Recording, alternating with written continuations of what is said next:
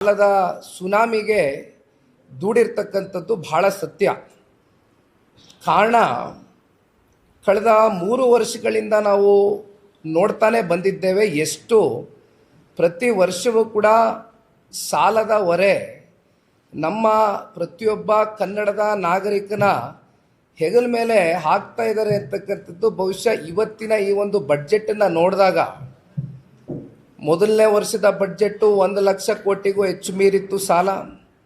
ಮತ್ತು ಎರಡನೇ ಬಡ್ಜೆಟ್ಟು ಕೂಡ 1 ಲಕ್ಷ ಕೋಟಿಗೂ ಹೆಚ್ಚು ಸಾಲ ನಮ್ಮ ತಲೆಗೆ ಹಾಕಿದರು. ಆದರೆ ಇವತ್ತು ಹೆಚ್ಚು ಕಮ್ಮಿ 1.32 ಅಂದರೆ 1,32,000 ಕೋಟಿಯಷ್ಟು ಸಾಲದ ಹೊರೆಯನ್ನು ಇವತ್ತು ಪ್ರತಿಯೊಬ್ಬ ಕನ್ನಡಿಗನ ಹೆಗಲ ಮೇಲೆ, ಇದನ್ನು ಇನ್ನೊಂದು ಸ್ವಲ್ಪ ವಿಂಗಡಿಸಿ ಹೇಳಬೇಕು ಅಂತಕ್ಕಂಥದ್ದಾದರೆ, ಕಳೆದ 3 ವರ್ಷದಲ್ಲಿ ಏನೊಂದು 76,000 ಪ್ರತಿಯೊಬ್ಬ ಈ ರಾಜ್ಯದ ನಾಗರಿಕನ ಮೇಲೆ ಸಾಲ ಇತ್ತು, ಅದು ಇವತ್ತು 1,12,000ಕ್ಕೆ ಹೋಗಿ ತಲುಪಿದೆ. ಅಂದರೆ ಕೇವಲ 3 ವರ್ಷದಲ್ಲಿ 5,22,000 ಕೋಟಿ ಸಾಲ ಇದ್ದಂಥ ನಮ್ಮ ರಾಜ್ಯ, ಅದನ್ನು ಹೆಚ್ಚು ಕಮ್ಮಿ ಬಹುಶಃ ಮುಂದಿನ ಸಾಲ ಅಷ್ಟರಲ್ಲಿ ಅದು 8,24,000 ಕೋಟಿಯಷ್ಟು ಸಾಲದ ಸಂಪೂರ್ಣ ಭಾರವನ್ನು ಇವತ್ತು ನಮ್ಮ ಕನ್ನಡಿಗರ ಮೇಲೆ ಹಾಕಿರ್ತಕ್ಕಂಥದ್ದು ಬಹುಶಃ ಈ ಕರ್ನಾಟಕ ರಾಜ್ಯದ ಒಂದು ದೊಡ್ಡ ಸಾಧನೆ ಇರ್ಬೋದೇನೋ ಅವರ ಅಭಿಪ್ರಾಯದಲ್ಲಿ.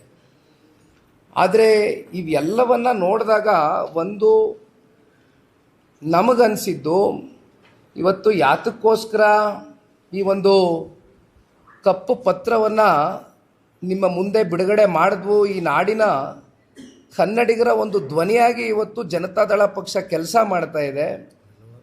ಏನೇನು ಅನಾಹುತಗಳು ಕಳೆದ 3 ವರ್ಷದಲ್ಲಿ ಸಂಪೂರ್ಣ ಬಹುಮತ ಬಂದಂಥ ಈ ರಾಜ್ಯ ಸರ್ಕಾರದ ಈ 3 ವರ್ಷದ ಅವಧಿಯಲ್ಲಿ ನಡೆದಿರ್ತಕ್ಕಂಥ ಫೈನಾನ್ಷಿಯಲ್ ಮಿಸ್ಮ್ಯಾನೇಜ್ಮೆಂಟ್ ಏನಿದೆ, ಸಂಪೂರ್ಣವಾಗಿ ನಮ್ಮ ರಾಜ್ಯವನ್ನು ಮುಂದಿನ ದಿನಗಳಲ್ಲಿ ಒಂದು ರೀತಿ ಆರ್ಥಿಕವಾದಂಥ ಸಂಕಷ್ಟದ ದಿನಗಳನ್ನ ಎದುರಿಸ್ತಕ್ಕಂಥದ್ದಕ್ಕೆ ಈಗಾಗಲೇ ಭಾಳ ದಿಟ್ಟವಾದಂಥ ಹೆಜ್ಜೆ ಇಟ್ಟುಬಿಟ್ಟಿದ್ದಾರೆ ಕಾಂಗ್ರೆಸ್ನ ಸರ್ಕಾರ.